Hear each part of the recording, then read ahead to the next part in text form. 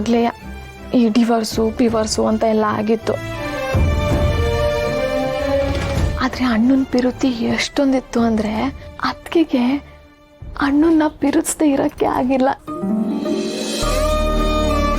ಆಮೇಲೆ ಒಂದಿನ ಅತ್ತಿಗೆ ಅಣ್ಣನ ಪೆಟ್ಟಿಗೆ ನೋಡಿದ್ಲು. ಆಮೇಲೆ ನನಗೆ ಕೇಳಿದ್ಲು. ಆಗ ನಾನು ಹೇಳ್ದೆ, ಅಣ್ಣ ನಿನ್ನ ಚಿಕ್ಕ ವಯಸ್ಸಿಂದನೂ ಪಿರುತಿ ಮಾಡ್ತಿದ್ದ ಅಂತ. ಜೊತೆಗೆ ಮಂಜಿ ಬಂದಾಗ ಅತ್ತಿಗೆ ಮನ್ಸಲ್ಲಿರೋ ಪಿರುತಿನ ಜಾಸ್ತಿ ಮಾಡಕ್ಕೆ ಓಡಾಡ್ದು. ಆಗ್ಲೇಯ ನಿಮ್ಮಣ್ಣ ಅನ್ನೋ ಅತ್ತಿಗೆ ನನ್ ಗಂಡ ಅಂತ ಅಂದಿದ್ದು.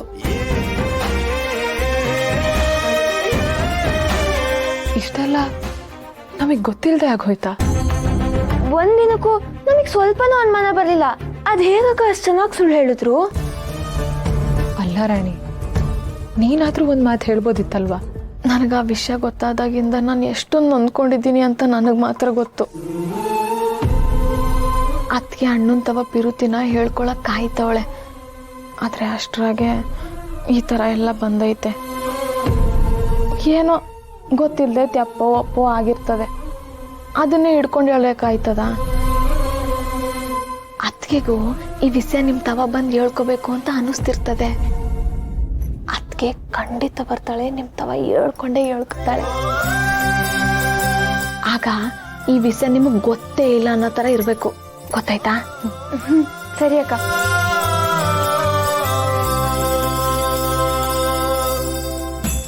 ಅತ್ತಿಗೆ ಬಂದ್ರು, ಚುರು ಹಚ್ಕೊಳ್ಳಿ ನಾಟಕನ.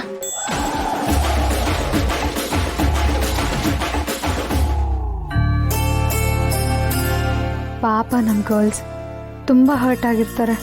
ನಿಜ ಏನು ಅಂತ ಹೇಳ್ಕೊಂಡು ಬಿಡೋಣ. ಸರಿಯಾಗಿ ಬರಿಯ. Hi girls. ಏನು ನಿಮ್ಮ ಕೆಲಸ ನೀವೇ ಮಾಡ್ಕೋತಿದ್ದೀರಾ? ಎಲ್ರೂ ಎಷ್ಟು ಸೈಲೆಂಟಾಗಿ ಕೆಲಸ ಮಾಡಿದ್ರು ಕಾಣುತ್ತೆ ರಾಣಿ. ಆದ್ರೆ ಕೆಲವೊಬ್ರು ಕೆಲಸ ಮಾಡ್ತಾರೆ, ಕೇಳೋದೇ ಇಲ್ಲ, ಅಷ್ಟು ನಿಧಾನವಾಗಿ ಕೆಲಸ ಮಾಡಿ ಮುಗಿಸಿಟ್ಟಿರ್ತಾರೆ. ಬಿಡಕ್ಕ, ಬೇರೆಯವ್ರ ವಿಷಯ ನಮ್ಗೆ ಯಾಕೆ?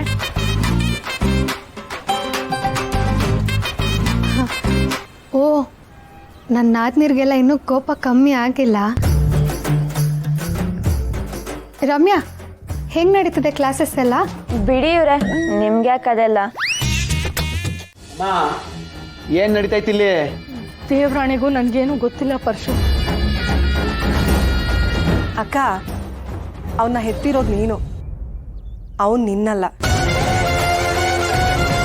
ಕೈ ಕಾಲು ಕಟ್ಟಾಕಿ ಬಾಯಿ ಮೇಲೆ ಬರೆ ಹಾಕಿದ್ದಿದ್ರೆ ಅವನು ಇಷ್ಟೊಂದು ಮೆರಿತಾ ಇರಲಿಲ್ಲ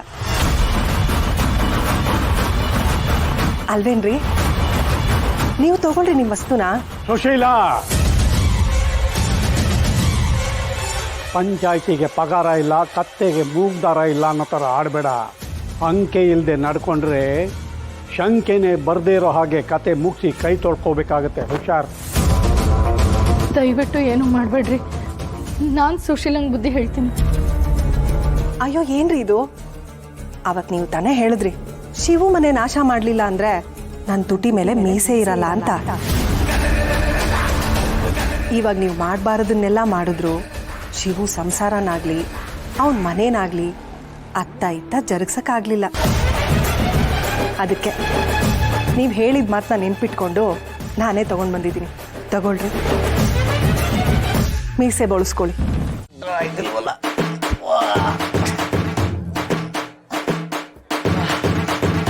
ಎಮ್ಮೆ ನೆತ್ತದವನು ಬದುಕ್ತಾನೆ, ಆನೆ ನೆತ್ತದವನು ಎಲ್ಲಾರ ಬದುಕಿರೋದು ಉಲ್ಟಾ. ಎಲ್ಲ ನನ್ನ ಕರ್ಮ.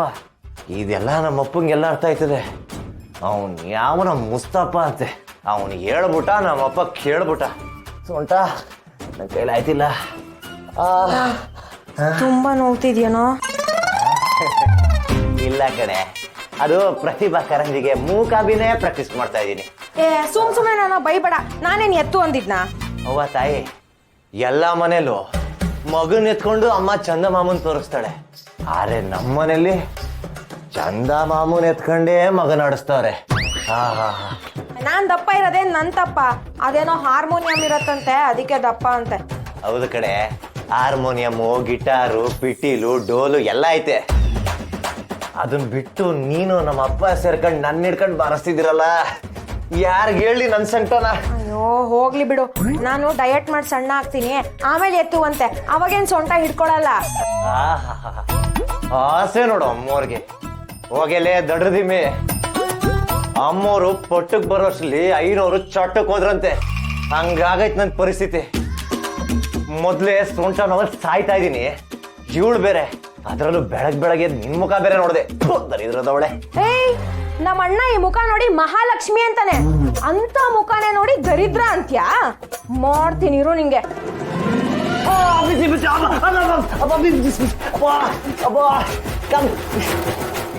ರಾಕ್ಷಸಿ, ಕಾಫಿ ಚೆಲ್ದಲೆ. ಏಯ್, ನನ್ನೇ ರಾಕ್ಷಸಿ ಅಂತ್ಯಾ? ಬ್ರಹ್ಮ ರಾಕ್ಷಸ. ಏಯ್, ನಾನು ಬ್ರಹ್ಮ ರಾಕ್ಷಸ ಆದ್ರೆ ನೀನು ಬೀದಿಲಿ ಕೈ ಅಂತ ಓಡಾಡ ಕಜ್ಜಿ ನಾಯಿ. ನಾನ್ ಕಜ್ಜಿ ನಾಯಿ ಅದ, ನೀನ್ ಬೀದಿಲ್ ಮೂಸ್ಕೊಂಡೋಗೋ ಸ್ಟೀಲ್ ನಾಯಿ ತರ್ಬೇಸಿ. ನನ್ನೇ ತರಬೇರಿಸಿ ಅಂತ್ಯಾ? ನೀನು ಡುಮ್ಮಿ ಕಣೆ. ಏನಂದೆ? ಡುಮ್ಮಿ ಅಂದೆ. ನಮ್ ಕನ್ನಡ ಒಂದೇ ಅಲ್ಲ, ಈ ಚೈನೀಸು, ಜಪಾನೀಸು, ಮಲೇಷಿಯಾ ಭಾಷೆಲಿ ಆಗದೆ ಇರೋ ಒಂದೇ ಒಂದು ಪದ ಅಂದ್ರೆ ಡುಮ್ಮಿ. ಅದನ್ನೇ ಹೇಳ್ತೀಯನೋ? ನಿನಗ್ ಮಾಡ್ತೀನಿರು.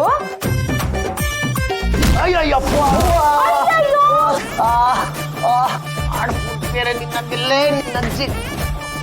ಮಾಡ್ತೀನಿರಲ್ಲ. ಇನ್ನು ಜೋರಾಗಿ ಒದ್ಬಿಟ್ನೇನೋ. ಸೊಂಟನ ಸರಿಯೋತು ಕಣೆ. ಹೌದೇನೋ? ಒಂದ್ಸಲ ಓದಿದಕ್ಕೆ ಸೊಂಟ ಸರಿ ಹೋಯ್ತು. ಅದಕ್ಕೆ ಹೇಳೋದು ನನ್ನ ಮಹಾಲಕ್ಷ್ಮಿ ಅಂತ, ದರಿದ್ರ ಅಲ್ಲ. ಇನ್ಮೇಲೆ ದಿನ ಹೀಗೆ ಓದಿಸ್ಕೊತಾ ಇರೋ, ನಿನ್ ಜೀವನನೂ ಸರಿ ಹೋಗತ್ತೆ.